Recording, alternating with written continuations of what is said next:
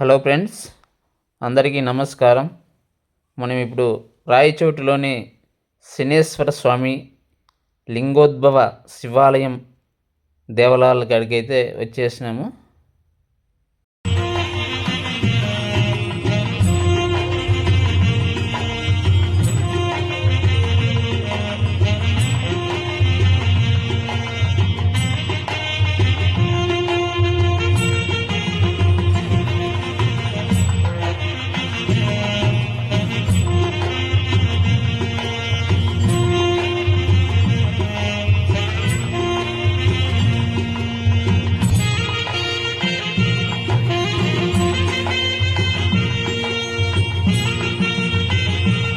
ఇప్పుడు మనము శనేశ్వర స్వామి దేవాలయం లోపలికి అయితే వచ్చేసినాము.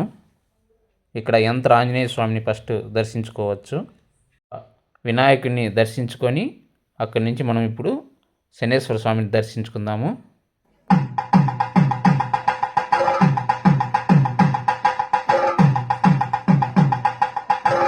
శనేశ్వర స్వామికి తైలాభిషేకం చేయడం వలన మనకు శని బాధలు తొలగిపోతాయి.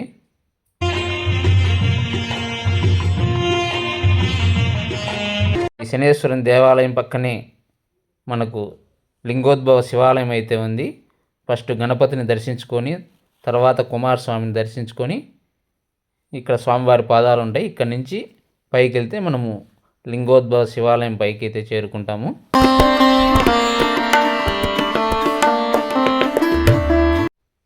పైకి వెళ్తూనే స్వామివారి వాహనమైనటువంటి నందీశ్వరిని దర్శించుకొని తర్వాత ఆలయంలోకి అయితే వెళ్దాము.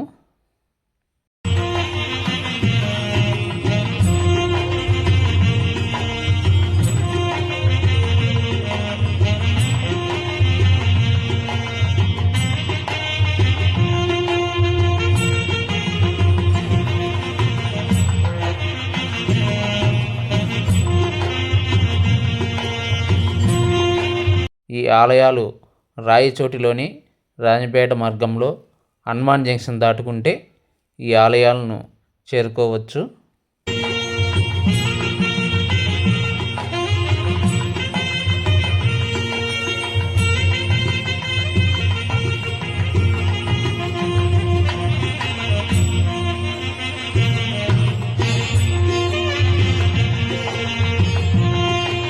లింగోద్భవ శివాలయాలు చాలా అరుదుగా ఉంటాయి.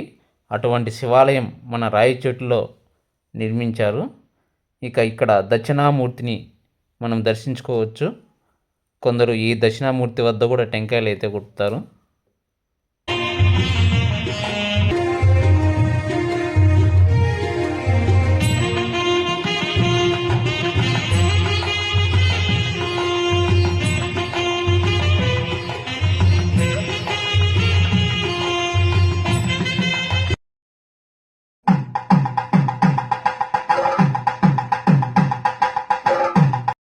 ఇంత అద్భుతమైనటువంటి లింగోద్భవ శివలింగాన్ని దర్శించుకోవడం కన్నుల విందుగా అయితే ఉంది. స్వామివారు చూడండి ఎంత అద్భుతంగా ఉంది. చాలా అరుదుగా ఉంటాయి లింగోద్భవ శివలింగాలు అయితే. కానీ రాయచోటిలో ఈ అద్భుతమైనటువంటి శివాలయాన్ని నిర్మించారు.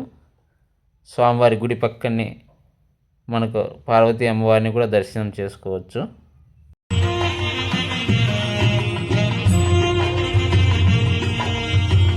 అలాగే ఇక్కడ ఆలయం ఎదురుగా నర్మదేశ్వర శివలింగం అయితే ఉంటుంది.